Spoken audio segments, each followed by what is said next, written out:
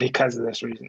I was like so close, but I couldn't find one that printed large format, and I was like, well, I want one that can print posters on then, and I didn't because of that. And then now I found you. I feel like I owe you money. You do not. You do not. Just spread this knowledge to other people. That way they don't kill trees. Okay, I will. I'm gonna give them all the shame that you all gave me too. For shame. Andrea, Hmm. can you stop what you're doing and kick us off? What are we talking about today? Are we live? Oh, We're live, yeah. Yeah, we're live. No, we're live. Hold on. Yeah, I'm still doing great. Welcome back to Brandbeats. My name is Andrew. I don't know. I'm not looking at y'all right now. Doing a PDF. Somebody else go. I'm JoJo. I'm Lindsay. I'm Eric. Yo, and we're waiting on Erwin's ass because he's still working and it's Friday at 5 o'clock, and that's understandable. What was our subject for the day, Eric? Oh, God. That is a great question. Jojo, would you like to kick us off on that end? Oh, we're just so organized. I just love it. This is exactly how it goes in the office space too. So this week we decided to talk about quarantine and working from home, and how we are mentally. We kind of touched on this 5 months ago when we thought this thing was only going to be 2 weeks, and here we are 5 months and some change in, and we talk about all these topics that kind of relate to like mental health and stress, but I think the source of it all is literally us being at home all the damn time. Seriously. Yeah, I mean, I couldn't agree with that more. What's been funny is like something, even just like, not just in our industry, but like every industry I've been thinking about too. It's like, there's definitely been a noticeable uptick in like stress on everybody. And some of that is contributed by work. Absolutely. Right. Like work is different because of this pandemic, and that's a factor. But like one of the things that I've been struggling with too is I'm like, there's also all these other outside factors going on in the world right now that are massively contributing to mental just wellness in the workplace and working from home. Like to what extent can your employer solve a problem for you? Like when you're dealing with a good chunk of the pie is outside factors and influences in just the world that you're living in. We want to do everything we can to help employees, but it's like we also can't do everything. We can't solve the world's problems at the same time. And so working from home just in general is weird. Trying to set some zones for yourself. But how have you all been like managing? I mean, how many, like, do any of you have anybody else working from your space with you? Yeah. Mm-hmm. Yeah. Kirk works, my husband, he works right behind me in our den. And when we moved in here, like we knew that was going to be his like designated office area, not thinking that I was going to commandeer our dining room table. And so we've had to share our calendars with each other. And now we literally have to try and stagger our meetings around each other, so we're not speaking over each other because we're right by each other. Like there's no sound barrier for us. Like, yeah, we have headphones, we could do that, but he can tune me out very easily. I have a very hard time tuning his calls out. And like when he's talking, and because he has headphones on, he talks really loud too. So it really gets difficult when you have somebody else working in the house. So, I mean, sharing our calendars with one another has definitely helped. That way we can stagger our meetings the best we possibly can, but it still gets tricky throughout the day because now everybody is so available on Slack call. You just get random Slack calls all day. So you'll finish a meeting, think that you're done for maybe 30 minutes, and then someone calls you on Slack. And it's getting to a point where it's funny yet weird because now Kirk is so in tune with what goes on in my meetings. He'll laugh about things, like he'll chime in about things like in the background, like that he's heard for now months. And I'm like, damn, like he like literally works at basic but doesn't work at basic. It's a weird dynamic. Like Jojo now knows if I turn my camera off, I'm usually yelling at him about something. Like he's making food or taking out the trash or playing with the dog, and I'm like, can you shut up? Like it's so stressful. He also knows that I end. I feel like both those things have happened during Brandbeats. He like, knows that I end Brandbeats saying that I have to pee. Like he knows that usually I have to go to the bathroom, and that's how we wrap the show.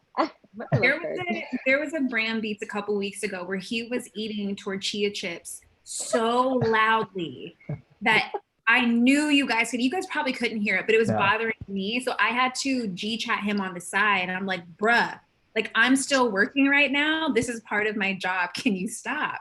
So I mean, like working with somebody else in the house when you don't have like defined spaces, like you guys can see, like the window right there is my den. Like it gets really tough and really stressful. Yeah. I mean, you actually bring up like. Oh, go ahead. No. I was about to talk about my woes, but talk about your woes. That's why we're here. I mean, like, usually anything after 4 p.m., I'm just like, don't call me, because that's when my daughter comes home, and I have 2 kids, a grown man and a dog, and it's just mayhem. Like, literally, if I'm like talking to Lindsay, like it sounds like there's a war going on upstairs because you just hear a whole bunch of thumping, bumping, and screaming.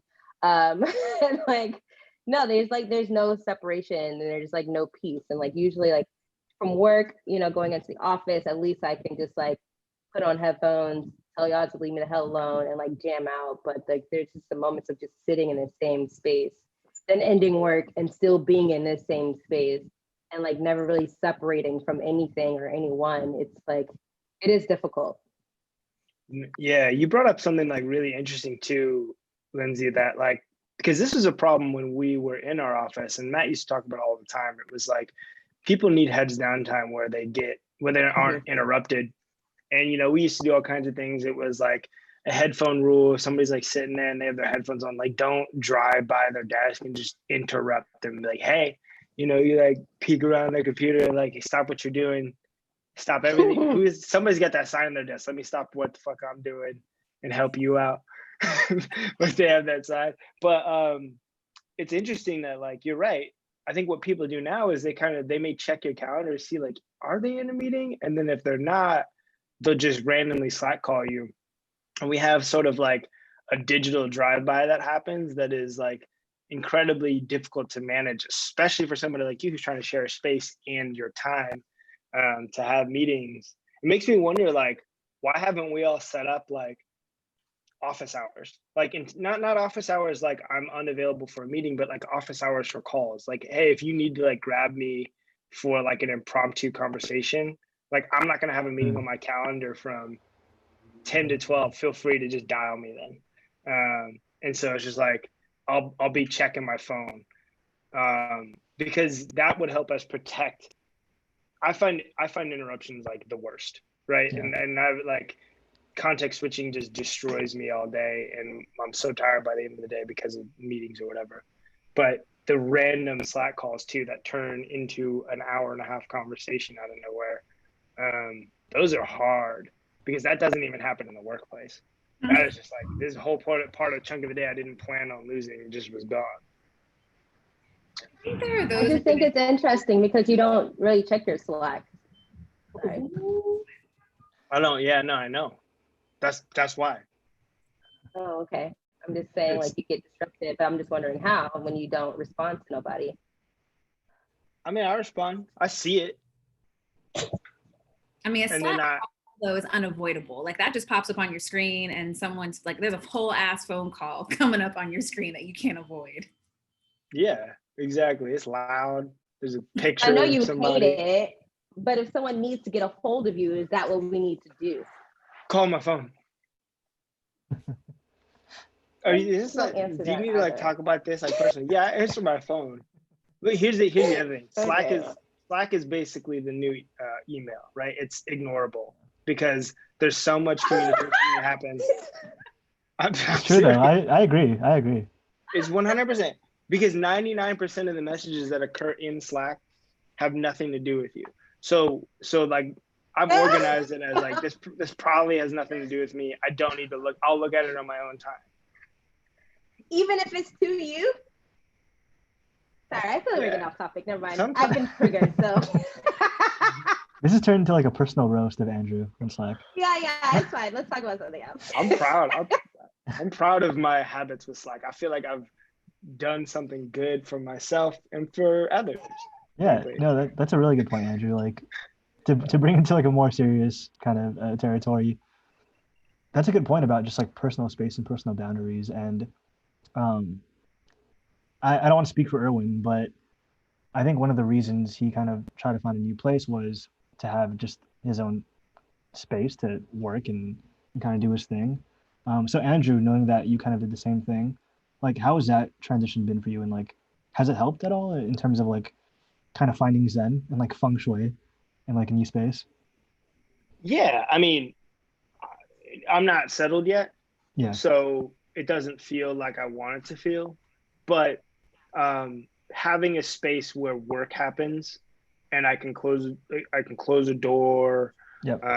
And it feels like I'm stepping into an office in some way, shape, or form, even though it's inside of my own house. Because now, like, when I come out of this room at the end of the day and I go downstairs and I sit on my couch or I make dinner in my kitchen, like I'm not eating where my laptop's like 90 degrees away from me. And that I found really hard because like what I would just do is I'd be sitting there, I'd be eating, and I'd notice myself like, oh, let me just like pay attention to work. And it wasn't because anybody was even demanding it. It's because I had the association, the distraction was like so close of like, well, let me fill this time. It's just like social media, you know, because of the proximity was so close. I would just fill it with, oh, there's that other thing that there's always a million things you can probably do at the end of the day. You know, like you have to set boundaries to the point where like, how much of it needs to get done in the next hour and a half before I like finally turn off for the end of the night? Or can I actually like decompress for an extra hour, which will probably be better for my productivity tomorrow. Yeah. So it's definitely helped. And I suspect that it will go a lot further. But that's personal to me. Like, how is it like affecting you, Lindsay? I'm curious, like, because your space is just compromised. Like you probably didn't get that space thinking about that you just mentioned, like thinking this is what we're going to have to do. No. The beginning of quarantine, I was doing okay because I was like chill, like I'm working from home. Like, you know, I get to spend a lot of time with my husband. Like it felt great. This has actually strengthened my relationship with my husband. Like we've done really, really well in quarantine, and in an odd way, I'm grateful for quarantine. But as far as work and space go, these last couple weeks, I've been hitting a really bad breaking point. Like I will openly admit, last Friday, I was in a slew of meetings and my whole week was just inundated with meetings. And for no rhyme or reason, but at my last meeting, I want to say around 3, like I almost burst into tears just because I was so tired of staring at my screen. But then I just kind of had this like realization, like I hated my house for a moment because it's like, I designed my house to be extremely cozy, to be really just comfy, and you come in and you kick back and you unwind. And we've stopped being able to unwind in our own house. Like my laptop is always right next to me. And the good thing about being in an office is when you walk out of the door of an office, you're like, okay, I did the things I needed to do today. And I might tinker around on my laptop when I get home, but like, you know, your day is done. Yeah. We've stopped knowing when our day is done. I say we because Kirk does the same thing. We've stopped knowing when our day is done. Like he's far worse than me. Like I'll watch him work until like midnight. I'm like, bruh, like nothing is that important. So we've failed to set boundaries. Now I've gotten a lot better. Is like 6 o'clock, I'm not answering Slack. I'm not answering anything. Like unless it's like JoJo slacking me something, like I'm not going to pay attention to it. Because I need those boundaries. Like I did not set them really well. And so I've started to learn to reappreciate my own home. So like we're redoing our bedroom right now and going to start to redo different places of the house. That way it feels like my sanctuary again. Otherwise I'm going to go nuts. Yeah, that's an interesting point too, Lindsay, about like this relationship between physical space and mental space, right? Like, at least for me, being in, as you can see, a pretty tiny studio, uh, naturally I just have like my dining space, my living space, my like sleeping space, all in kind of one place. And now I'm adding an office to that. So like in my brain, it's like this should be a place where I'm comfortable, but now it's like I'm just always on, because I don't have those physical barriers.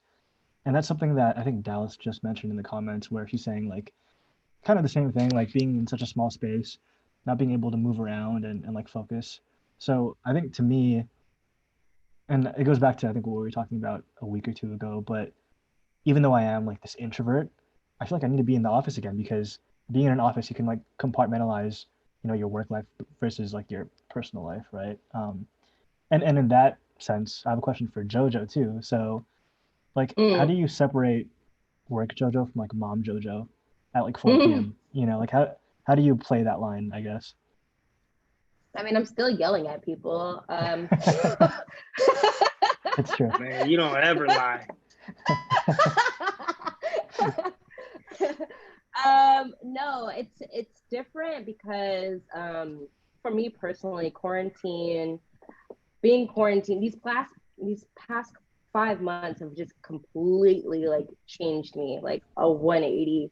Yeah. Where I was living in a kind of small one bedroom that's considerably like a studio. I had my daughter, but like she would go to my mom's for a couple of weeks at a time, and like it was just me for a lot, and I actually had the freedom to do what I want. And like since quarantine we've been locked up, and then my boyfriend and his daughter moved in, and so now it's like it's this huge shift of like now I'm at home, I'm working here. I am a very social person. I'm a very like touchy, emotional like person, and like being quarantined and but like missing that space of like separation. I think, I mean, like when it comes to being a mother, it is very important to separate your social life from like your mom life. But we have a 8-year-old who is always at home, and she wants lunch, and like the house is always messy in some sort or a way. So it's hard because I don't have those mental breaks. And like what used to be just easy, like, oh, I'll just like talk to a friend and decompress. It's like now, even in the social distancing, when I do have company over, like we're still all here. It's still all in like one space, and there's no getting to know me anymore. It's like getting to know me now as a mom, getting to know me now as like a girlfriend, getting to know me now as like someone who just works. It's like the JoJo who I didn't know before is kind of reformatting, and it is tough. And like those moments that I do kind of try to take a minute to like reevaluate whom I'm becoming, it's hard. Yeah. It's not saying it's a bad thing. Like I'm 30, and there's a part of my life where I felt like eventually I would slow down, but to just like to hit like a wall and just completely stop being who I used to be, this very like outwardly expressive, loud, rambunctious person, and just like I feel like I just became, yes, it has. I became more of like someone else that's a caretaker. That's kind of my role now. Yeah, that's probably, I mean, I can only imagine, like you're through all of this, we're probably all rediscovering ourselves, but it's only exaggerated, especially with your you have all kinds of other dynamics that are shifting and changing for you, in the midst of all of these things. And like, if change wasn't hard, like change when you're already constrained is like incredibly difficult. I found like to go back to like even your point too, like Lindsay, about like the last few weeks have been super hard. Like one thing I found like in my last place before I did move was because I was such a big person on Zone, and like that was just completely compromised for a long time. Ritual became incredibly like more important. And so if that meant when I was done, I discovered it because I remember Steve and I were having a conversation. There was like a week where we had a conversation like every single day around like 6:30, 6:45. It was kind of impromptu. And after that like phone call that we would end up having, because it was just like some stuff we were working on, I was like, oh, I'm done. I was like, oh, I need to just have like a thing, like a mechanism to like make the mental shift. And I realized like when you were saying like you had to go to an office, like for a lot of people, that ritual just is the drive, right? Like they get in their car, they drive to work, they drive home, and it's like that's like the mode switch. And so I feel like for people whose spaces are feeling really compromised, like if you can work on a way to set up a ritual, like to transition, whether it's like meditating or cooking dinner or reading a book for 5 minutes or whatever it is, who cares? Maybe it's just listening to music. I don't really matter, but like do something to like set a trigger for yourself to change your mind space to like, I'm done working. I'm like now gonna relax, because it is, like you said, like you don't have the zone to switch that context anymore. So you have to like be proactive in some other way for your brain to like get that little cue, you know? It's just like you set the temperature down. I don't know if you guys do, but you set the temperature down at nighttime in your house, like to cool down, like that, like that's like my signal to like go to bed. Like I legitimately do that because like I hate sleeping when it's hot. It's got to be like 66 degrees in my house. And if I don't do that, It must be nice like, to have AC. Or a fan or something, open up a window. I have a question for you guys about space. How have you guys stop?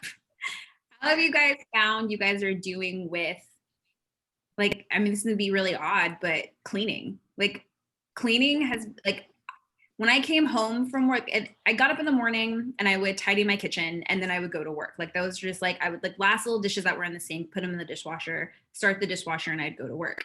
I'd come home, I would do laundry. Like, I had my cleaning rituals like before and after work. Now those are completely out the window. And I'm finding that it's really hard for me to keep up on a routine with cleaning. And I've talked to a couple other friends about this. They're like, I felt like in quarantine, I've become a messier person because it's only me in my house. It's only me and my significant other. So it's like, I'm not seeing people. People aren't coming over. I don't feel a reason to maintain, or I'm just so tired from the day. I don't feel like cleaning. Have you guys found that it's like becoming harder to like maintain those kind of habits? 100%. Yeah. Like I really, I mean, I clean minimally. I've cleaned, like deep cleaned my place like maybe twice in however long it's been, like 6 months. So yeah, super minimal. It's I got help. I hired help. At one point I was like, this is getting bad, and I can't figure this out. And then I just had somebody come like every other week and help me. But like ever since I like ebbed and flowed with like the pandemic, I'm like, I've been better now, but I absolutely was worse. And I don't know why. I don't know if it was just like stress, but like the thing that was happening to me is like I started to recognize I'm like, I'm stressed out when it's messy in here. You know, and I grew up in a household like my mom and my dad are both like so damn clean, like anal retentive about it. And like so I'm just accustomed to like keeping it like relatively tidy. And if I don't, I start to get stressed out by it. But I fell into the camp of like, damn, I just like let this get out of hand. And then I noticed like once it starts to slip a little bit, I'm like, it's overwhelming, and I'm like, I don't know what to do. Looks like it's gonna take a long time. You just like drown in a sea of clothes. Yeah, I feel like that. dude, that does happen. Like laundry, like folding it. I'm good with Oh cleaning. my God, folding. I'm not like, that's my rule. I'll clean anything. I'll wash it all up. I hate putting it away. Yeah. I don't know why. It's work. That's what you have a chair in your room for. I mean, Everyone has that one chair. Yeah. everyone has that chair.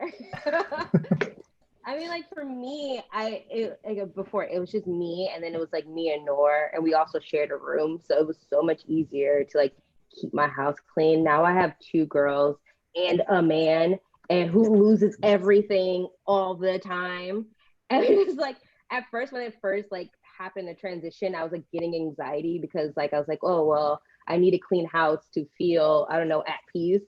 But you know what? Like at some moment I said, it's above me now. Like there's so many little parts. There's so many, like they can't eat. Like I don't understand how you get close to the table and yet there's crumbs all over the floor.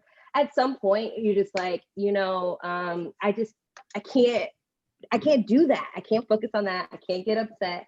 I have a cleaning lady come in twice a month, and literally the next day it's a shit show. There's paw prints all over the mirrors, and it's not in my control. And there's so much other shit going on, mentally, that like I realize like I'll do it when I can, and like I'll when I have some downtime or I feel like I can breathe, I'll like load the dishwasher, wipe down countertops. But like deep cleaning is like, it's not my thing anymore. And I realized like to have a sense of peace, you have to let go of the image of what you think is perfect, because it's just not it's not a reality anymore. Yeah, I mean, I like that you said Jesus take the wheel when it comes to cleaning your house, but it's in a higher power's hands now. I don't know what to do about this. Yeah. But that was like one other part for me. It was like I was reserving things because I didn't have boundaries at first, with work. And I was like working through dinner, and I would just go to bed and wake up and like climb right back into my work chair. I was like reserving doing those things for like a Saturday morning. And what I noticed was like, even if I disconnected on the weekend a little bit, I was like, I ate up my sacred like Saturday, where I was like, I didn't have the Sunday scaries. Saturday is like an important day, Friday and Saturday. And like I was doing shit, and then I was just like, I had no mental break really, because like by the time Sunday came around, like I spent Saturday taking care of stuff. Sunday came around, I was already thinking about what I needed to do the next day. And I was just like, It felt like everything, if I wasn't already just working because it was around. It was just like, these things were compounding. It wasn't like there was any one big thing that was happening, but like stress just built up. And it was like, it's a weird, like latent stress where you like can't point to any one thing. You're just like, something just doesn't feel right. And there's not a lot of answers. I mean, that's why I'm saying like we're living in such like a weird time that like if everything else was like normal and we just had the Black Lives Matter movement going on, or George Floyd, or just whatever was happening, like it would be stressful enough and painful enough. And it's like we have all of that going on amidst the pandemic, amidst like an economic crisis that's looming, an unsure future. And it's like you might be able to try and make a little bit of an adjustment here, but you're like, no matter what you do, it's sort of like, it's like a little bit of a relief, but you're still like, but the rest of my life is still crazy as shit. Yeah. Totally.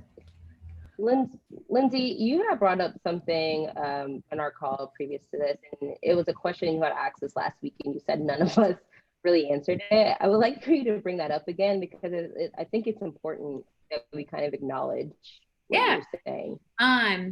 So it's interesting because we're talking about it now, but last week I wasn't able to join Brandbeats, but I tuned in and I asked this question about this topic, like be it that we're at home constantly now, like how have you guys put boundaries between work and home?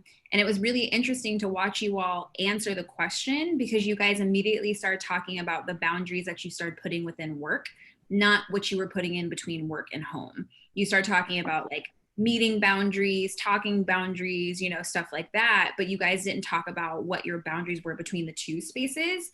And it really started to make me think, not that you all didn't know how to put boundaries between the two, but maybe it was something that you guys had just never thought about before, because nobody has lived in a pandemic before and has been home constantly. So it was interesting that everyone's brain immediately shifted towards talking about boundaries within work only, and not what they're doing with like what they're doing for home. And it was just such an interesting observation, which made me think, okay, well, what can we be doing as a company to start letting our associates know what things that they have available to them? Like we have something called Health Advocate, which allows people to have 3 free mental health sessions. It's completely free to employees. Right now, people are going through times where finances are getting really weird and really crazy. They can have free sessions with a financial advisor. If they need legal help, they get free sessions with a lawyer. Like, are these things that our employees know that we have? yes, they probably have heard about it, but no, it's not something that's on the forefront of their mind. And so I would like to start having the shift with everybody at Basic. Like, let's start talking about boundaries between work and home, because I know the way the four of us are feeling. Like, I can only imagine the way people are feeling all throughout the company, you know? Like, Matt goes crazy without like human interaction and like seeing people and be able to hug and talk and everything. Like, I can only imagine what he's going through. I'm sure some people are loving this and it's like, I don't have to talk to anybody at all. So it was just really interesting to watch how you guys answered that question last week, which is now we're answering how we're putting those boundaries. And I want to touch on something really quick that Andrew pointed out earlier about drive-bys, and talking about why we don't put blocks in our calendar for office hours.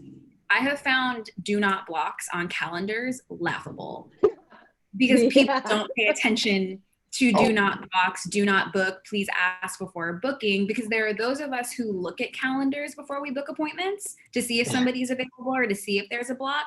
And there are those of us who just look at our own calendar, add who we need to add, and it's like, figure it out. Like, if you can't join, you can't join, and you need to move a meeting. So I really do think that, again, for a boundary thing, like, it's great to have do not blocks, but it's even better to push back. Like, hey, you booked over this do not block. I'm not going to be able to make this meeting because it was a do not block and I have it there for a reason. Whatever your reason may be personal, and maybe I just need time to think. I want to walk my dog. I have to actually do my job and not be in a meeting. So push back on those type of things, because we really sometimes don't even look at other people's calendars. But to combat that logic, and like, it's only because to me, because I like deal with schedules all day. It's like when we are even in the office and you come to work, to say that like I can't work between X amount of hours or like this amount of time, it's kind of like, it's laughable, because it's just like, yo, your hours are my hours because we work at this company together. Like, you're supposed to work. So I definitely believe in like the whole like boundaries and like how do we, acknowledge each other's like space and boundaries. But like at the same time, it's, some people don't really respect it because it's like, I have to work just like you do. We have the same timeline. Like, we have to get shit done. And, like for me, again, like I know at 4:00 my daughter comes home and things get like havoc, but like I still have to work around that. So to find the balance between like personal and work, again, it's a little bit hard because like you said, in the office, you can just pack up your shit and leave. When you're at home, I'm like, I know you're at home, jump on this meeting, like, I think it's just weird. I think when we're in the office and people have do not books on their calendar, I think that's weird, because I'm just like, what do you do? I can see you. Like, what do you mean? Yeah.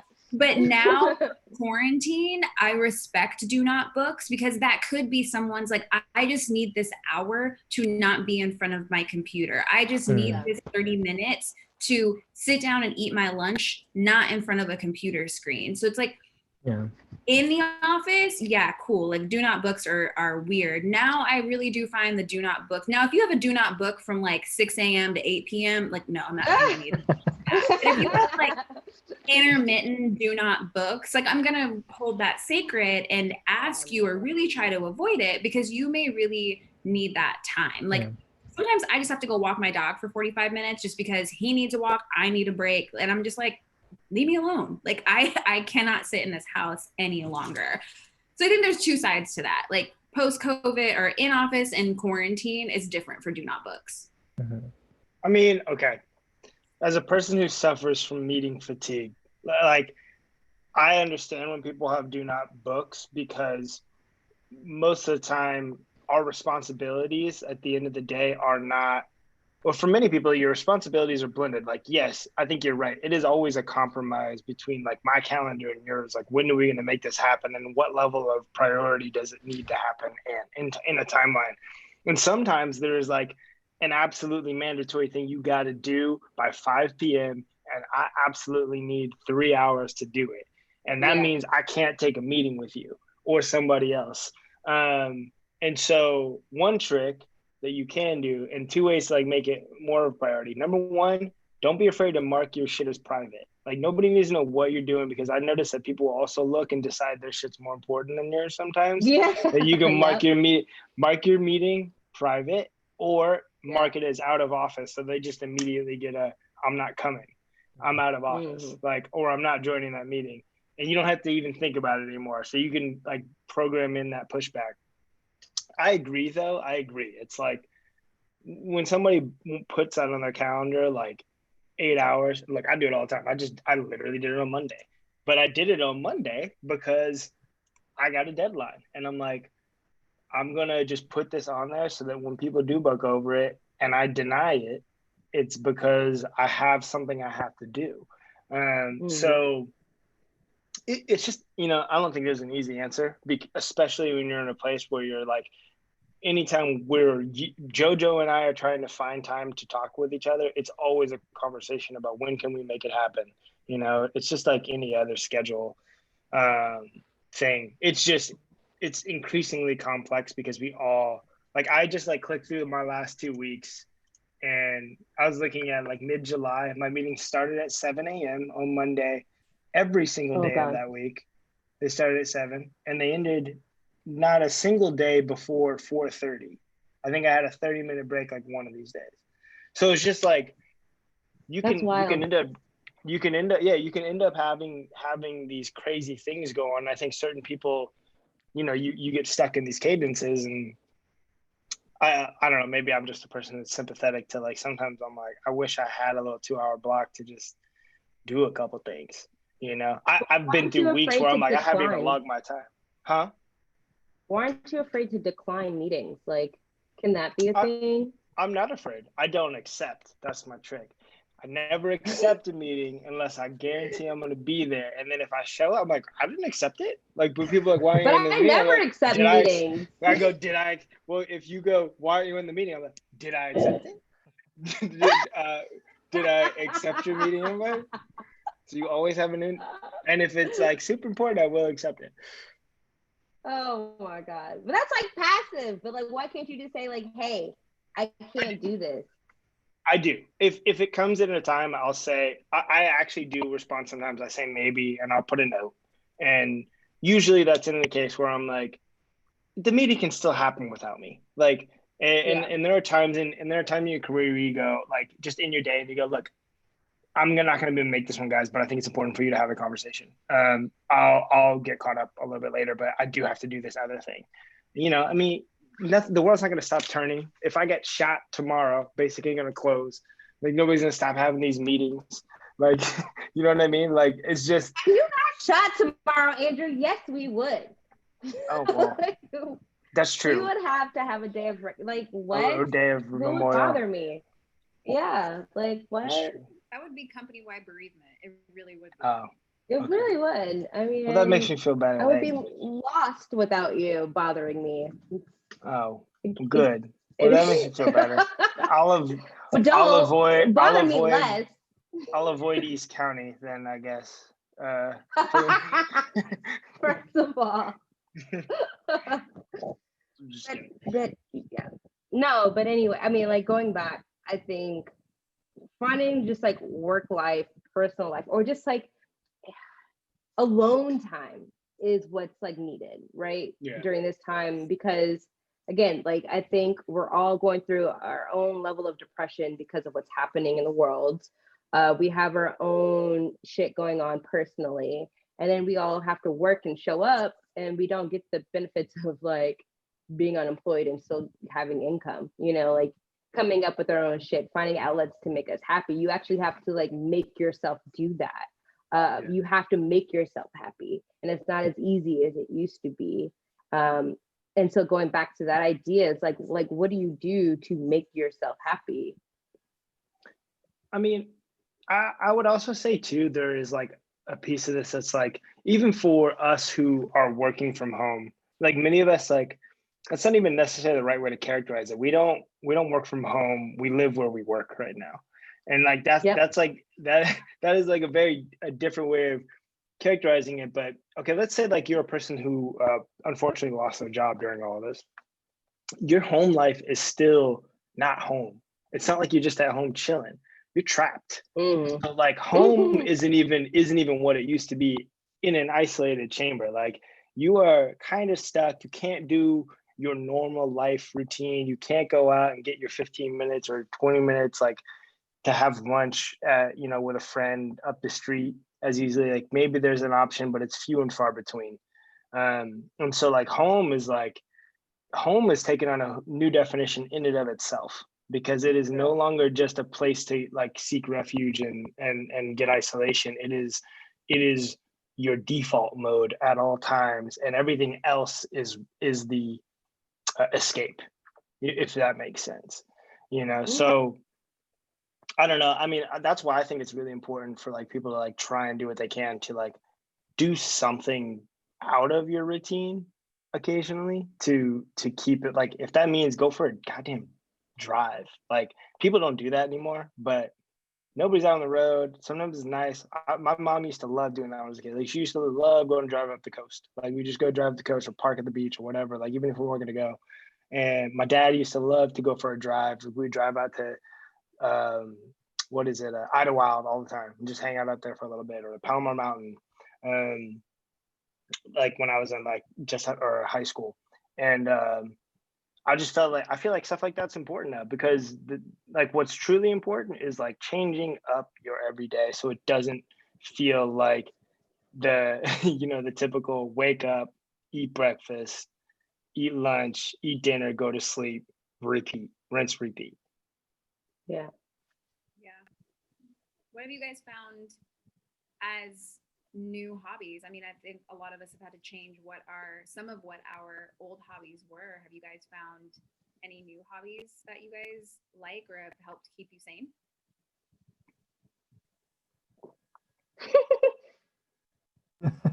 We took we potted a whole bunch of plants on our balcony. Like I read about plants all the time now. It's weird. I always thought I'd hate this, and like we took up like complete like planting and gardening. Like that was something that we took out, because I mean it's something we can do semi outside, but in our house. Lowe's is the most fun place to go now. I love going to Lowe's. Like, but you get like enjoyment of going to those places. Like the grocery store and Lowe's are my favorite places to go now, just because I get to be outside.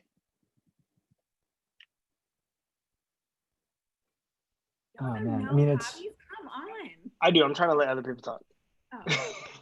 I don't know. For me, it's tough because all the hobbies I love are like outside of my apartment, like going to shows or like hanging out with friends. So, God, it's tough. I mean, like watching YouTube videos, I guess is like a new hobby. Like I never really did that before, and I'm watching like whole ass podcasts, like hour and a half podcasts, just to pass the time. But yeah, nothing like exciting like plants or anything. Like that's cool. What about you, JoJo? I know you had a little giggle, so. No, I would say my hobby used to be going to Hillcrest, but so I don't know. Like honestly, like I'm like literally trying to pick my brain on like what I do. Yeah. Like, it's just like it's an extension of like I guess just survival at this point. I haven't really reached much further than that, but obviously like I think my happiest moment was like when I actually took my family to like Palm Springs, and like I had a moment where we just like got to hang out in the pool, and like anything outside of being in my house is nice for me. Obviously, like I can't make it happen all the time because of like financial reasons, but it's just like now that I'm trying to engulf myself into like this new me, a lot of it incorporates like family and like trying to figure out what that looks like. My new experience or hobbies is just I don't know. I can't. I'm trying to figure that out. Which is like now I have time. Like I feel like a lot of it will come, and it's literally just getting the step out of like depression, or like the step out of like feeling comfortable like where I'm at, and then from there I can continue to grow into other lanes. But like I feel like I'm still like coming to like understanding of who I am today, and that takes a lot of work. There was two things like I wanted to do. Like I remember when like this whole thing started, and I like was like I was like, oh, I'm gonna be home all the time. And I remember I had just canceled my cable, and I was like, okay, like my life's gonna be different. I'm gonna have all this free time, and I was like, and now I'm stuck at home. Like, and I was like, so I was like, number one, I was like, I literally was just like, oh, I'm just gonna do Duolingo like for an hour a day and like learn Spanish. Yeah. I was like, I want to learn Spanish. So I've been doing that, but I've not been like super resolute on that. I've had an ambition to learn the piano. I just haven't bought one.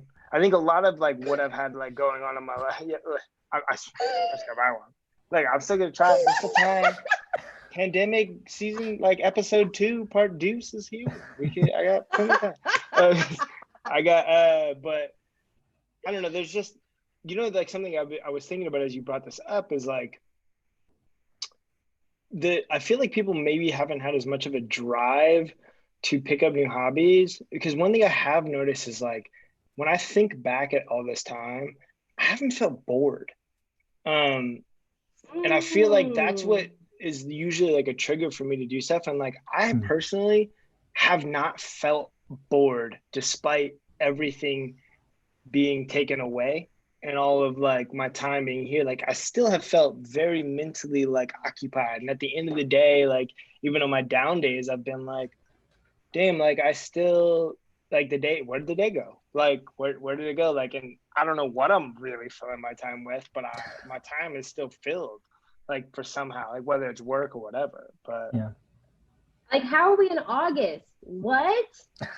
I felt like February was probably the longest month, even though it was short as fuck.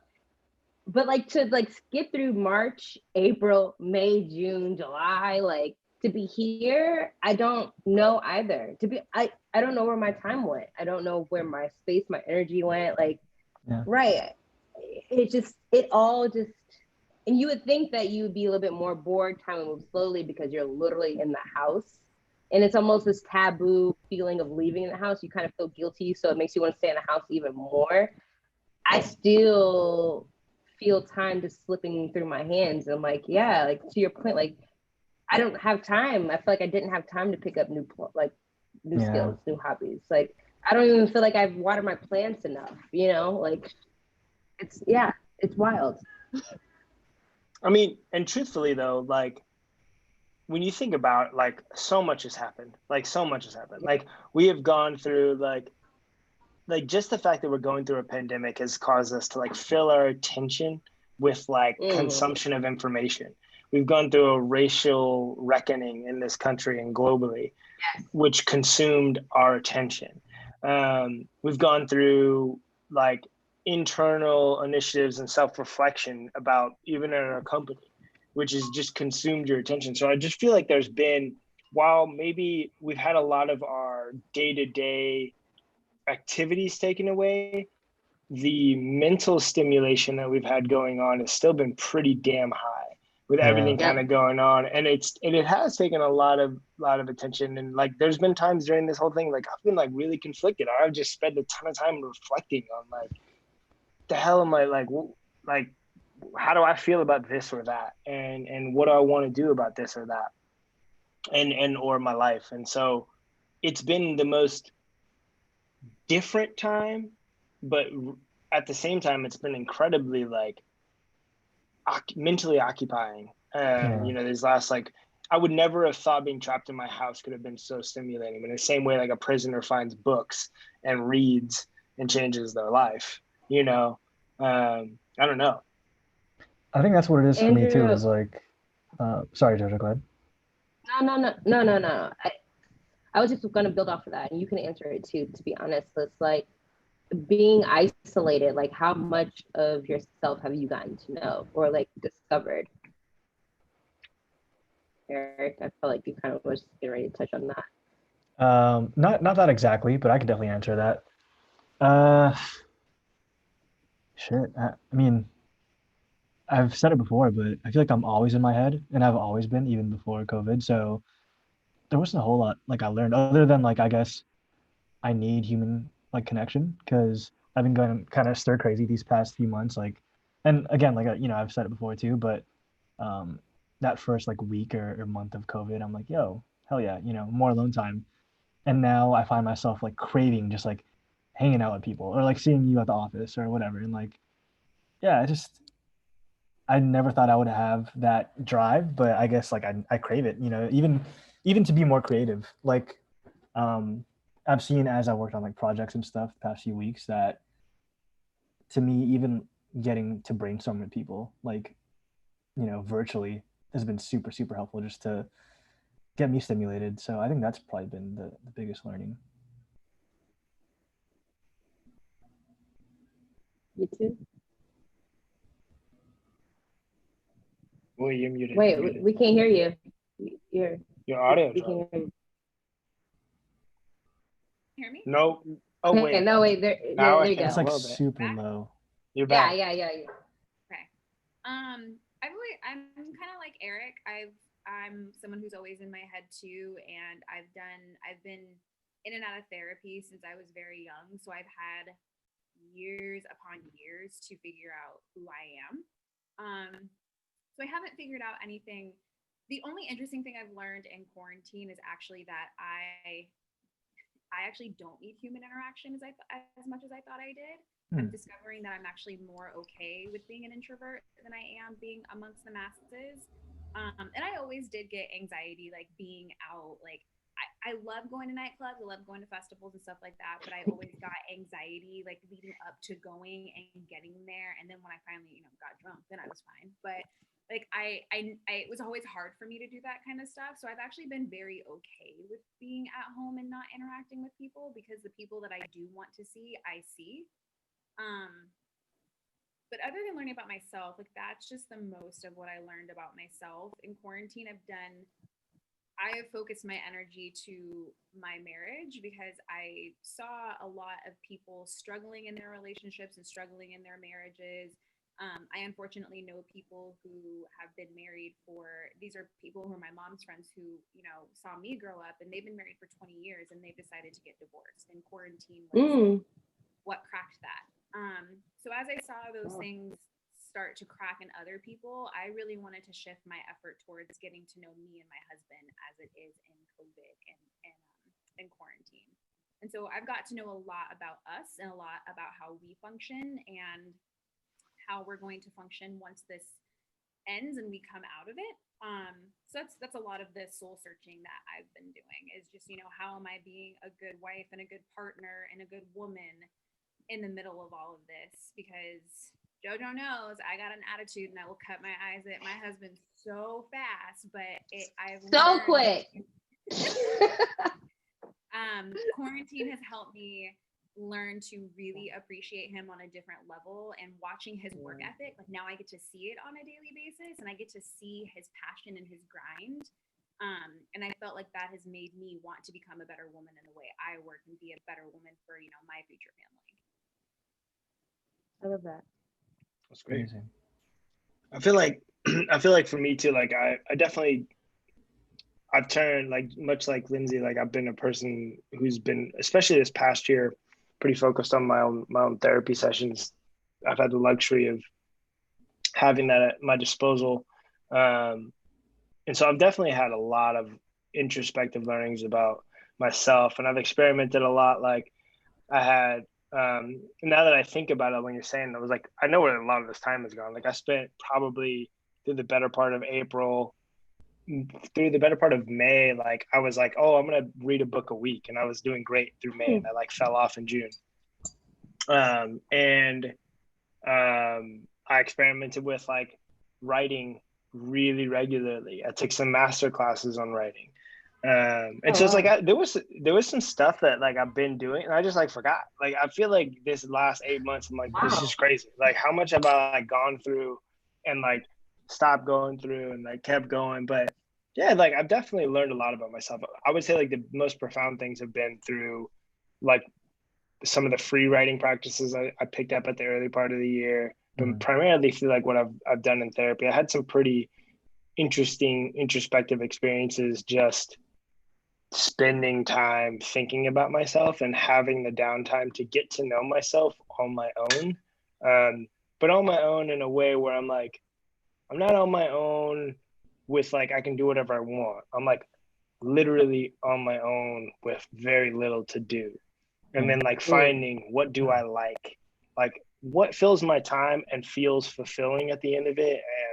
And, like definitely a lot of self-discovery in those ways. Like, just because I had the forced downtime, and much like Lindsay, I'm like, I have realized like I love being super social, and at the same time, like I'm an only child, and like I love my alone time, and I'm totally fine with probably living somewhere in the middle of maybe where I used to, at the end of the day. Like I don't see myself going back to like all the time. I feel weird if I'm not doing something, or I like get anxiety about it. Like I feel like I've discovered more like I probably want to live somewhere in the middle. Like, like that stuff's good in moderation. Maybe that's just me getting older though. Maybe I'm just old now. It's And funny you now say you're that, leaning more Andrew. into the Irwin side. Is he old? You consider Erwin old? No, just Irwin, just like I might commit, I might not. I might show up, but like you might not see me. Like Maybe. I might be there. I might be there, but if I don't be surprised. Yeah, it's funny because Andrew, I feel like quarantine has almost had like the opposite effect on me. Like I've been so drained from work that at the end of the day, I'm just like, I just want to do something mindless, like watch Netflix or YouTube, and like because there are so many hobbies I wanted to pick up at the beginning of the year before all this shit went down. Like I want to pick up trumpet, I want to read more books, I want to write music, like do all these side projects. But I feel like now it's just like I don't want to do shit. Like after work, I just like want to clock out. So being that you're like 1,000 times more, busy than I am, how have you been able to balance that productivity both at work and like, with side projects and things like that? Like I just find that so difficult.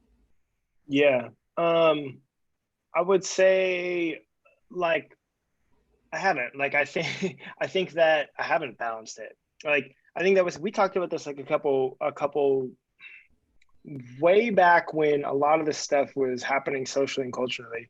And we were talking a little bit about like there's this weird pressure like during quarantine, like socially or culturally to be like, if you don't come out of quarantine with a new skill or Yeah. some shit, then you're a waste. And I'm like, that's kind of bullshit. I was like, we're all living through like a really weird, stressful time. Like, if all you can do getting through this is like come out of it with your sanity, like that's fine. Who else do you got to impress other than yourself? Like, everybody's definition of life and what is fulfilling is completely different. There are people who go to work every day, hard manual labor, and that works perfect for them. They feel great. They like to turn their head off at the end of the day.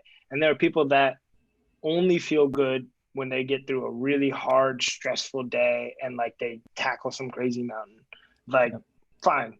But nobody has to live the same path. So it's like, for me, as far as like balancing my own ambitions, like one of the things I've learned about myself or I've realized about myself is like I'm a I'm like a serial dabbler. Like that's been my whole life. Like I like to learn something till I get to the point where I'm like, I kind of understand it and I'm like proficient with it. And then I like to like let me learn about something else. And it's like it shows up even in the way I read things. Like I read every subject under the sun. And I don't. I'm not like proficient in anything. I just find stuff interesting when I don't know a lot about it. I'm like, oh, that's pretty crazy. And then the moment that I like get to the point where I'm like, do I want to master that? If it's not part of my career, I'm like, probably not. But let me just learn some other shit or just like hear about some other shit. So, I haven't like mastered personal projects and things like that, but I've been okay with doing something as long as it's been interesting to me and as long as I felt like I enjoyed it. Like I did the master classes.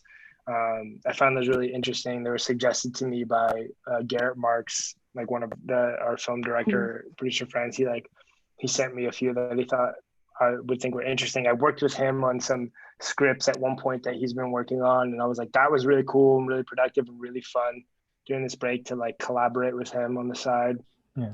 And I'm like, fine. I don't like. I mean, what expectations do I need to have? Like, who do I need to impress other than like, so I feel good about my time for myself at the end of the day.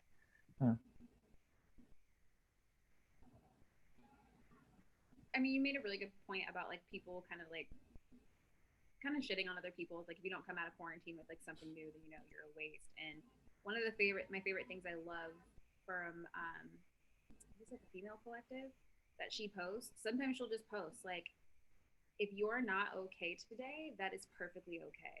And I'm just like, that's so true, because sometimes you're not going to be okay. Quarantine is something, not even just quarantine, everything that we're going through is something so different. And I struggle a lot with people who are like, why are you sad? Why are you upset? You know, this isn't that bad, or things could be worse. It's like, you know, what I feel on the inside is different than what you feel. And if I'm not okay today, then we are allowed to feel whatever it is that we are feeling. I've learned through therapy to give myself time limits on those feelings. So, you know, I give myself, if I'm feeling down, I give myself 12 or 24 hours. And then after that, I have to snap out of it. You know, you can't wallow in it forever, but it is okay. We feel feelings for a reason. It is allowed. You're allowed to feel like that. So, Andrew, I agree. If you walked out of this with your sanity, good on you, because a lot of us are struggling to do the exact same thing, and that's what we want to achieve, is to come out of this with our sanity. But to that point, it's like, I think what people are looking for is tangible things to come out of this with. But like how you guys are acknowledging your mental things, I think that's important to acknowledge. Like, you're not coming out of COVID with nothing. You're not coming out of the like pandemic with nothing. You're coming out with like as a brand new person. You know what I mean? Like, you've grown in ways that you might not have acknowledged before. And like, even looking back to me, it's like I might have been more of like a party animal, or just like this very fluid person. But like, even though I'm not picking up a specific skill, I'm coming out of this as someone who appreciates relationships more, who understands relationships more, whether it's like friendships, workships, like, you know, love, kids. I'm learning more about myself, and like, that's something to acknowledge, because that's hard work. I think even before this, what I had to acknowledge is that like, I'm a person who doesn't really care about myself. I'm a person that cares more about people around me than I do about my own goals, ambitions, successes. And now I'm like, all I have is a mirror. Like, all the mirrors that my friends have always tried to hold into my face, I just kind of turned away from. I'm now forced to look at those mirrors, because like, now what do I have? Those same friends aren't as accessible as before. So now I literally have to like pick myself up. And I think that is like a huge accomplishment, because it hurts. It sucks. It's a battle, but it's a battle that I'm learning and I'm winning. And, you know, if I don't learn piano, if I don't learn how to like, my plants die because of it, at least I've known that something has grown, and it's me, you know? I think like you touched on something that's like actually really important. Like, going through difficult things in and of itself is an achievement. And you should look absolutely. at surviving these things as a resume item, because we think about past generation, we think of past generations and the things that they lived through and dealt with and moved through, and we're like, damn, they went through some hard times. And nobody like gives a shit that like, hey, while you were like going through that, what else did you do? Like, you said you lived through that, you survived. And so like, going through something hard is a resume item in and of itself. Going through it with grace is just icing on the cake.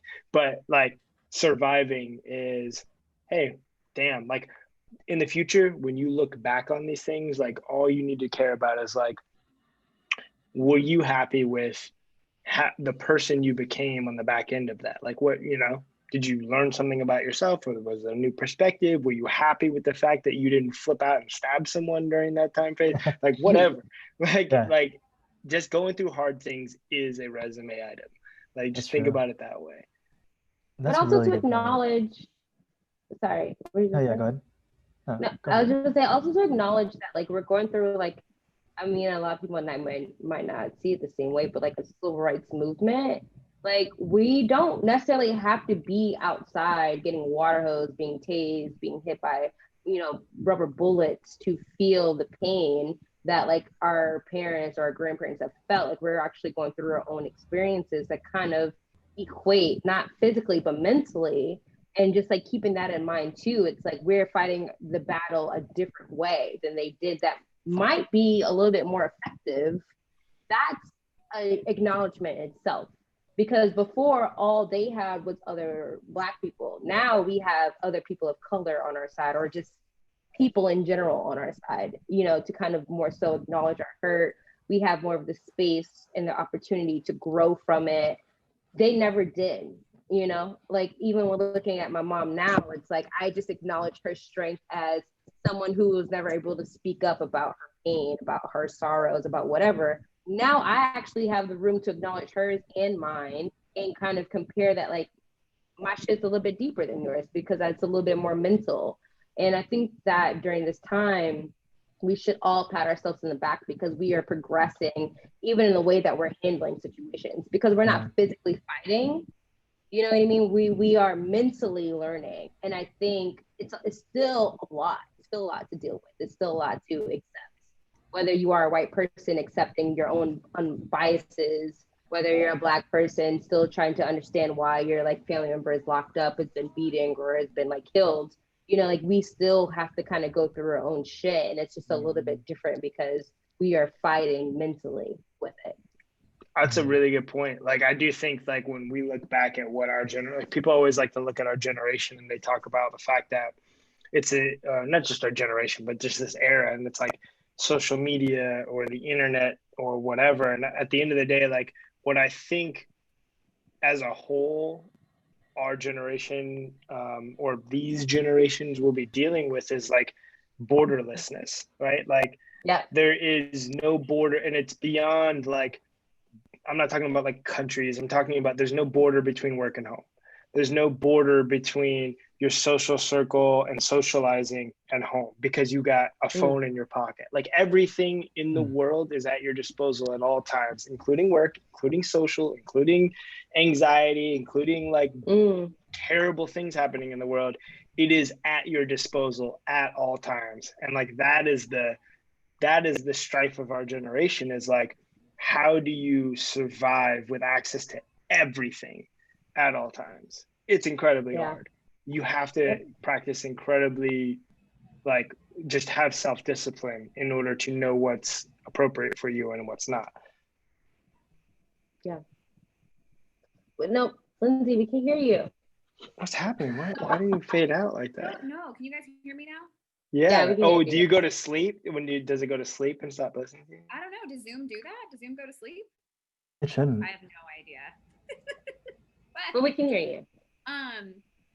With our parents' generation and our grandparents' generation, there was a delay of information. Like if something happened, there was a delay of information. Now we watch killings live. We watch explosions happen in Lebanon, and we are informed seconds after it happens. Like, and all of this information is coming to us constantly, morning, noon, and night. It's always going to be there. So our generation and generations moving forward are really never going to get a break. Like we're never going to get a break from what's going on in the world. You know, the civil rights movement that happened before, you kind of only knew what was going on in your own community, and then it spread out in the news. So there was, again, a delay of what was happening in other cities. And then you kind of had to compound all that compile all that information. Now we know what's happening with our next door neighbor. We know what's happening in New York City. We know what's happening in Australia, all within seconds of one another. And we are trying to process everything that's happening in the world simultaneously. And we don't get a break from it. It's like, I feel like, you know, our parents kind of got a break because they would, a huge event would happen, and then that would trend, and they would get a couple days before something else may have been put in the news. Like we don't have the satisfaction or the privilege to get just a simple break. I couldn't agree more. And like, it feels like everything that happens in the world might as well have happened on your block. And like, that is something that is incredibly new to us as a species, like, right? Like the world got really small all of a sudden. And I don't know that we're capable of processing the stress that the entire world has to deal with collectively, because everything's on your doorstep when you got a phone in your pocket and you got AP News pinging you on push notification of like, I literally have an earthquake app in my phone. This happened to me last night. This is weird. I had an earthquake app in my phone. I saw there was a 6.3 earthquake off the southern tip of Africa. And then I was like, I wonder if this is at like 2 a.m. or some shit. I was like, I wonder if there's going to be a tsunami. Then I looked up the top 10 craziest tsunamis that happened, like all caught on film. And that's what I spent my like 1 a.m. hour doing. You know, like I think it was last night or it was 2 nights ago. And I've just realized I'm like, I shouldn't really be doing that. Like, what am I putting my brain through? Like, for what reason? Like, Yeah, you know, like why? that's It's a really good point. full-blown existential crisis that we are putting Yeah. ourselves into. You like something as far away as a 6-point-something magnitude earthquake in Africa, you sent yourself into a rabbit hole of, is the volcano in Yosemite going to blow tomorrow? Yeah, exactly. That's exactly right. Go through, like, rabbit holes. And Yeah. it's because of one piece of information that is not relevant to you at all, but you're still privy to. Yeah, it's a little terrifying because, and you think about boundaries, you know, as stressful as work gets, you can set boundaries at work, you know, but you can't set boundaries with everything going on in the world. Like, it's just like, shit's going to happen regardless. And you're going to hear about it. And like, I don't know, it's just a means of finding that peace amidst everything going on, which has been so difficult these past few months because obviously the world is fucking ending, you know? So Lost its mind. yeah, it's been tough. But it's also like, and it's kind of veering off, but it's like a blessing and curse to be in this generation, because we are a generation where we very much take surface level information and accept that as our reality versus digging into more facts about what is happening. You know what I mean? Actually, like, understanding the depth of certain conversations, where I felt like before, you know, we would read newspapers and newspapers will provide better context. Now we're on Facebook and we literally just take the headline and accept that as reality.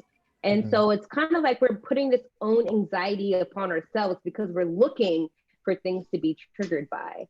And as even in work, you know what I mean? Like, there's certain things I'm like, I wish this would have happened, or I'm expecting this. But if I dive deeper into my feelings, I'm like, am I just saying this because I want chaos? Because like, I feel like in this time that we're all living in, it's just that we have just become so much accustomed to chaos that happiness seems so far away. Happiness doesn't seem obtainable. And like, if bad things are going on around us that doesn't provide us happiness, we're pretty much saying, well, let's just keep going down the rabbit hole. Well, you got to remember too, I think it's human nature to scan our environment for threat. And so when we live in a world where we have access to everything in the world, that's why media harpers on, if it bleeds, it leads, right? Like that's the concept, because that is what garners eyeballs. And that is like your natural habit and my natural habit is like, oh, is that scary? I should probably know about that so that I can act accordingly. Like, that is like what our brains are trained to do, is scan our environment for threat. And unfortunately now we have access to every single threat in the world. So like, we will just binge on anything negative ad nauseum because we think we have to. But do you though? Like, I feel like for a lot of things that come to our fruition, it's like, again, like I say, like, I feel like a lot of us just deal with the surface level. There's a lot of things that like I would feel wholeheartedly about, and I'm just speaking from my personal preference, like my personal whatever. It's like, I would see something, I'm like, oh, I believe that. And I wouldn't look any further. And then someone would actually like challenge me in a conversation about it, and I would like swear I know everything when in reality I know nothing. I know what like Instagram has told me, or I know what Facebook has told me, but there's no like diving in deeper. And I feel like when you think about a rabbit hole, you know what I mean? It's like, are we comfortable with just knowing like this is the reality? Or like, I feel like media or just life itself has just like understood how we think, that we've become comfortable with reality. So they can literally tell us anything, that anything past that is just far-fetched or just like not obtainable or not real. And I'm only saying this because like, as I've been in this quarantine, I find myself, it's like, do I want to go further in my own depression by acknowledging what's really going on around me? Or do I want to stay at the surface level of knowing that there is a hurricane or a tornado happening down the street or like miles away from me, you know? Yeah, and that's just I think that's like the blessing curse of like where we're at. Yeah. I think the media has us by a chokehold. Totally. Because we are dependent upon it. Like there is going to be clickbait out there and we're going to click it and then we're going to be saturated with more bullshit. But then there's other things that are completely legit. Like I still think about this a lot. And I mean, going back to like an existential crisis, like in the beginning of the year, I'm sure everyone's forgot, the Amazon was burning down. Like everybody was up in arms about it. Everybody was posting about it. We need to save the Amazon. We need to save the Amazon. And so like Andrew, I went into like a hole researching, okay, well, like I know that Amazon produces so much oxygen like for the world. Like if the Amazon burns down, like are we going to suffocate? What's going to happen? Where are we going to get? Like I went into such like one of those holes. And now here we are in August. I'm like, is the Amazon still burning down? Is that a thing? Are we not talking about that anymore? Like what's happening over there? Like we move on to things, but that's something that is a huge threat. Like that's a huge threat to like literal all of humanity that we need to think about, but we've since moved on. Like, and so the elections are coming media, they have us by a chokehold. We're gonna read everything. And we have to be smart to decipher, okay, what do I actually need to focus my attention to? And what can I possibly leave on the table? And if it comes back up, then I'll pay more attention to it. Yeah. And that's just like a decades-long media tactic, right? Like this idea of sensationalism and, for lack of a better term, like trauma porn. You know, like that gets headlines, that gets clicks. And unfortunately, I mean, that's just a visceral human thing. Like we're just kind of fucked up. Like that's the kind of stuff we consume, you know?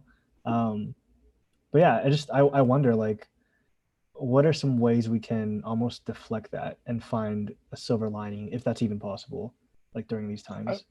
I mean, if we can change our habits of like consumption of that, it will change the habits of people driving the production of that. The problem is like, it's like a little bit of an Ouroboros. Like they make that stuff because we eat it. We eat it all up. Like we just lap it up. That's what we do. So if we can change that, the algorithms will show like, well, that's not working. So why would we chase that? So that's one thing, is like personal discipline and restraint. Like if you can find a way in your own habits to like turn that shit off, that will eventually have an impact, and it'll have an immediate impact in your life. That's the good part. One good technique I learned, just really quickly, the one good technique that I learned, I was watching Explained on Netflix. They were doing a segment on the coronavirus, and they were talking about all of like the information that's being flooded to you right now. And I implemented this the second after I heard it. The woman said, I check the news in the morning once a day, and I give myself that 30 minutes to read the news, and then I do not check the news again until the next morning, because nothing is going to happen in 24 hours that's going to change whatever it is I'm doing or feeling in my day. And I used to check the news all the time. Like I used to have push notifications and see that stuff all day, every day, check the news. I've since turned off all of my push notifications for the news, and I only read the news when I wake up and I have my coffee, and then I do not check it again for the rest of the day, because she's right. Nothing is going to happen in the day that's going to change my thoughts or feelings on what I read earlier. Unless something absolutely monumental happens, nothing's going to change it. If something absolutely monumental happens, you will hear about it in some other way than your morning newspaper. Exactly. So that changed how I was taking in information, because I limit myself to it once a day. And we don't watch the news in the house anymore. Like Kirk was like, you need to turn that shit off because you're driving yourself insane. So yeah, once a day, 30 minutes, that's my news. And it's helped tremendously with my mental health. Oh, go ahead. No, you have an idea. No, I don't. Just go ahead. I've actually long wanted some more features from the screen time function, where you could set more parameters for yourself, where you could set, hey, I would love if I could say to myself, I know I have an issue with like Instagram, whatever the app is for you. For me, it's Reddit. You could say, here's how much time I want to spend on it, and I want to show a little timer in the corner as it counts down live every time it's open, so I can see it. so that it'll like cut me off, and I recognize I want a constant reminder while I'm doing it. I don't want to read out after the fact, because after the fact I've already caused the trauma. Like I want the in the moment, like, don't do this to yourself, because this is a deep dark rabbit hole, option. Well, I mean, on Instagram, I literally have Instagram send me a notification when I've been on it for an hour and a half in a day. So it literally would tell me, in the day, you've been on Instagram for an hour and a half, and I consciously choose to say, fuck that shit, and be on there longer. But I try not to be on there for an hour and a half, because I think it is a win, because I also think back to like, who the hell is controlling Instagram? And it's all algorithms. It's all like, feeding me shit that like I don't necessarily need to see. It's half truths, it's half articles, it's literally just headlines, and like the consumption of it made me so lazy that I refused to look into anything in depth. It made me like refuse to like figure out actually what happened in certain scenarios, to make me say like, I don't believe you. It's so easy for me to say I don't believe you because I saw a headline, versus saying like, actually let me go in and like do my own research to actually have a conversation with you about it. And that's just kind of me circling back to just like the reality of like media. And if like Lindsay, me having conversations with Lindsay, we're just knowing that that is too much, saying that I can actually remove myself from that. We actually have the opportunity to say like, I don't want to discuss that with you because I don't have an opinion on it. I don't know anything on it. I haven't researched on it. So like, I don't want to discuss that. I think that is also something that we need to be more comfortable with saying, versus just being like, you're absolutely wrong, and I don't have any backing on that. So knowing, being the generation that we're in, to feel like we always have to have an opinion, to feel like we always have to be on top of shit, to feel like we have to know everything about everything, is literally going to detriment us in our own personal growth, especially when we come out of here and saying like, what have we learned? It doesn't always have to be about what the fuck is going on in the world. It literally be like, I learned myself, and I focused on myself. And Jojo, that's absolutely right. Like, I think taking it all the way back to just this idea of like personal growth, to me, what it's about is just like those small wins, and acknowledging like just the things you take for granted, and you have taken for granted before, quarantine.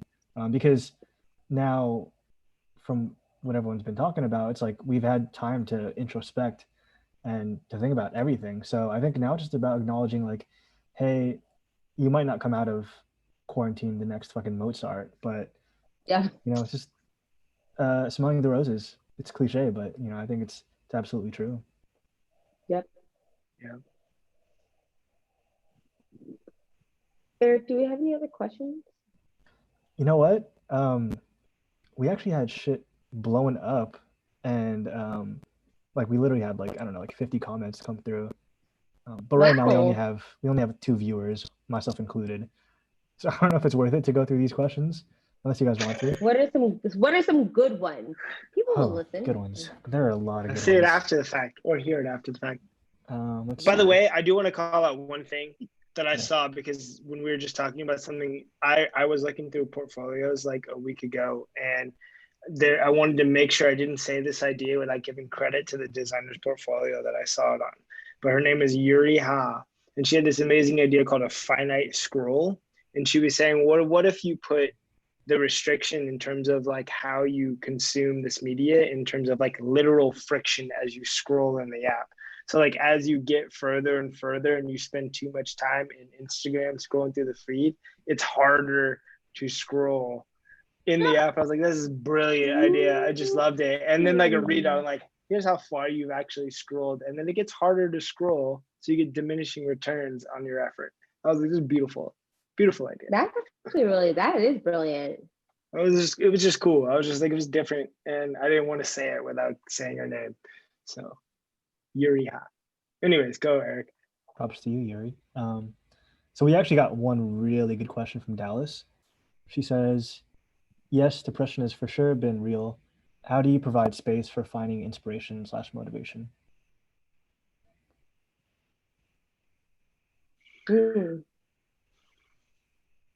Andrew, that goes to you. That's it. Nobody's calendar is more busier than you. Well, I'm curious. Like, I think it's twofold.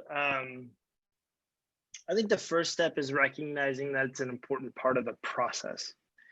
If you think of inspiration and motivation as an unnecessary step in your in what you're trying to do, you won't make time for it.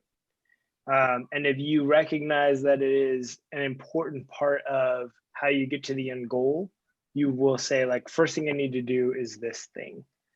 It's just like what I was talking about, ritual routine. So, you know, let's say that you have, let's say somebody gave you an 8-hour deadline, super tight, turn something around. Like, if you stop and think about how you want to plan your 8 hours, it doesn't matter how small the deadline is, like, just plan out, like, what percentage of that time do you want to go to what's important in that process? Like, maybe it's 15 minutes, Yeah. but like dedicate a little bit of time to, like, it is an important part of the creative process for you. So think about what percentage of your time you want to go to that. And if it's 10%, fine. Then spend 10% doing it and then allocate it accordingly. Maybe it's 10 minutes, but like, then make your routine the same every time. And so it's a little bit of ownership on yourself to say, I'm willing to spend 10% of this time doing this thing because that activity yields dividends on the back end. And then regardless, if you have an hour, spend 6 minutes then. Like, just make your process the same and go after it that way. Totally. And I guess for the two of you as well, Jojo and Lindsay, like, even outside of work and productivity, how have you two managed to stay inspired, you know, despite all the shit that's going on? Well, I actually have a separate Instagram page than my own. And like within my separate Instagram page is literally me connecting with other Black artists that I am inspired by, reaching out to them and asking to like post their work, to feature them. And at first I was like insecure and kind of like going through the motions. I'm like, who am I to reach out to these people with like very little followers to ask them to feature their work? But it's like, I want to create, my thing was to create this space for Black artists specifically that I'm inspired by, to inspire the masses, whether it's like 20 people, 200 people, or whatever. I thought that it was something small, something silly, but I've actually like connected with a lot of people who I never thought that I would have like connections to. And just even in keeping that consistency in my schedule to make time for that, it has been hard because in moments where I'm just like, this isn't as important, it's still important for me as who I am internally to highlight, you know what I mean? To focus on like, this is what you're passionate about. And it's outside of your work, it's outside of your own personal life. It's literally like what you love to do, and making time for that.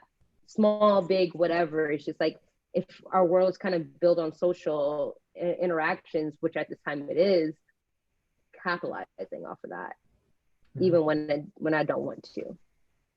It's incredible. What about you, Lindsay?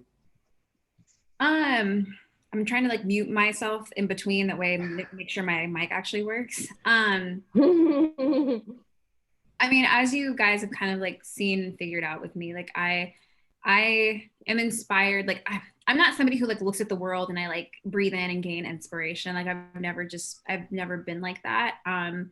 For me, a lot of my inspiration comes from people who are working to overcome mental health. Like I've just become like a real mental health warrior, advocating for other people, advocating for myself. I have my depression tattooed on my back. Like I realized it was something that I lived with every single day and it wasn't going to go anywhere. And I stopped being ashamed of it. So now I listen to podcasts about people who struggle with mental health. I'm reading a book right now called Furiously Funny, about a woman who struggles with severe mental health, but she's also a comedian, and how that's kind of like intertwined in her life. And so I just get really inspired by people who champion other people in their mental health and really want to inspire and motivate people and let them know that it's okay that you're not different. Because I feel like for a long time when we were younger and we struggled with mental health, nobody really knew how to talk to us about that. And so we were all very ashamed of it. We all hid it. We,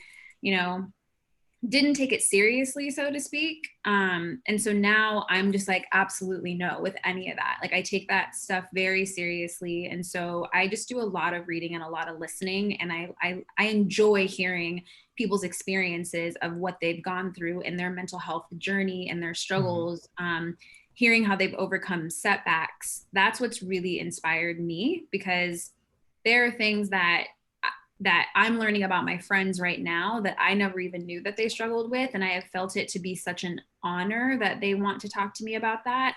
And I remember Andrew kind of talked about this in the last Brandbeats, that, you know, you don't like, sometimes you don't even talk about this with your closest friends. It's such a private thing. So it really does become an honor and a beautiful thing when your friends feel that they can open up to you about that. So I've really tried to be somebody who's open about my mental health and share podcasts, share books, do stuff like that, because it's like, that's what really keeps me motivated and keeps me going at the end of the day, to just simply know that I am not alone and I can let somebody else know that they're not alone.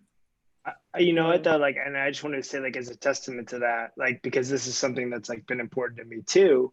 I remember, Lindsay, like one of the first conversations you and I ever had, I'll never forget. Like, it was the first time in a long time you and I were in an elevator together, and you were on your way to your appointment, and we struck up a conversation about, like, I was like, oh yeah, I go to therapy all the time too, and I remember like being really refreshed by the fact that you were so open about it, because it's an important thing to me to be really open about the fact that I'm like, yeah, I go talk to somebody about myself, and it's not because I got a problem necessarily. Maybe I do, maybe I don't. That's not an issue, but it's more like I value me putting energy and time and actually my own financial investment into my own mental health.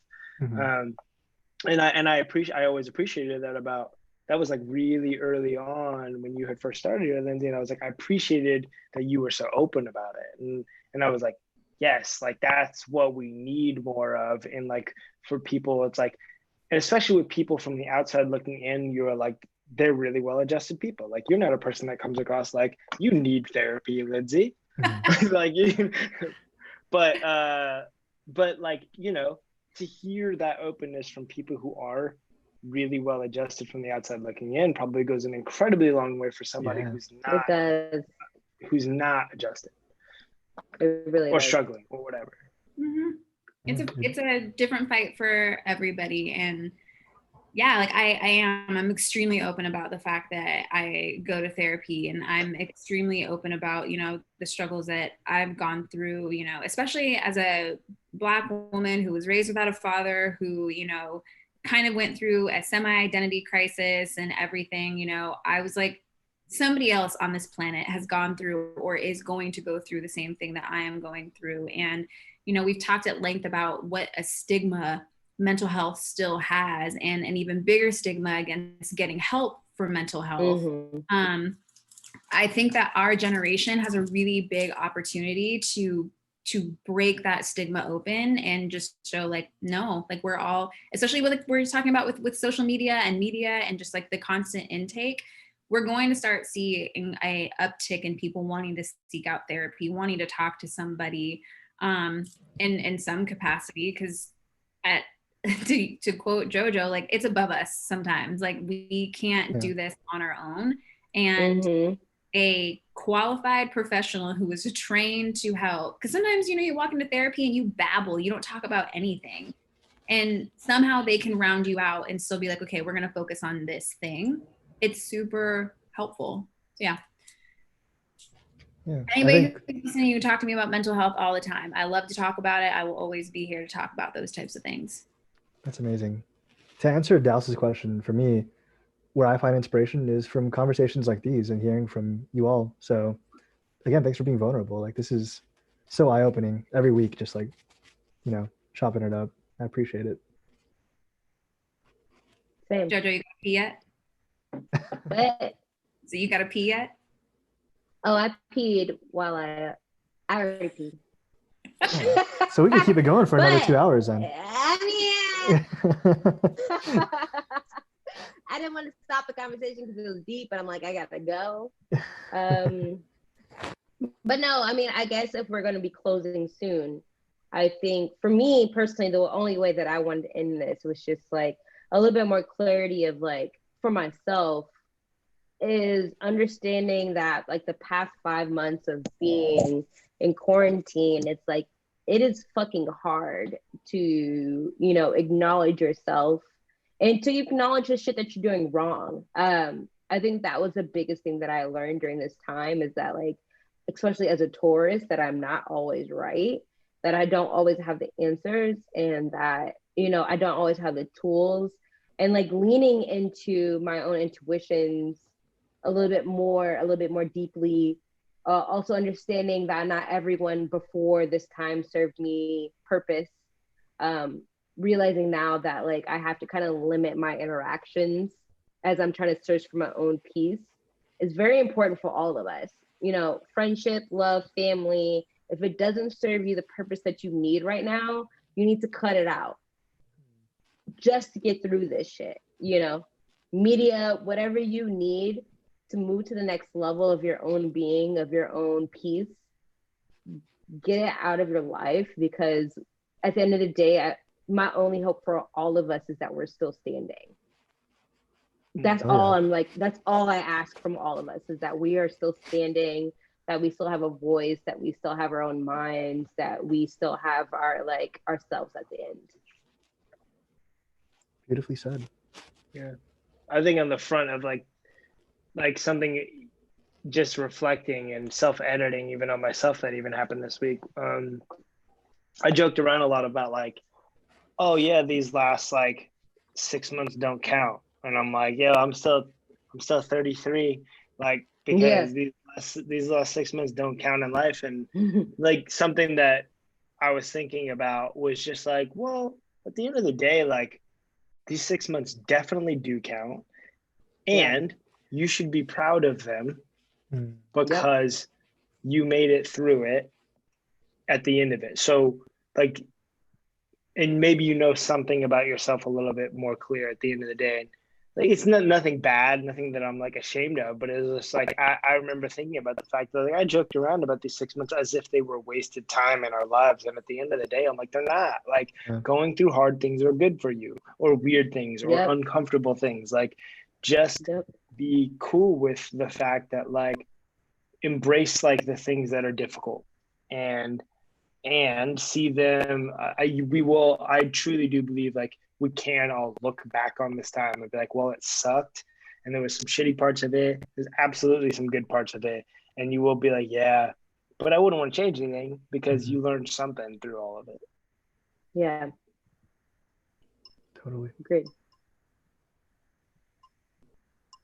All right. Cool. Now say you gotta pee. I gotta. All right. Everyone out there, which it looks like it's just me because it's one watching now on YouTube. We'll see you next week. Thanks for joining us.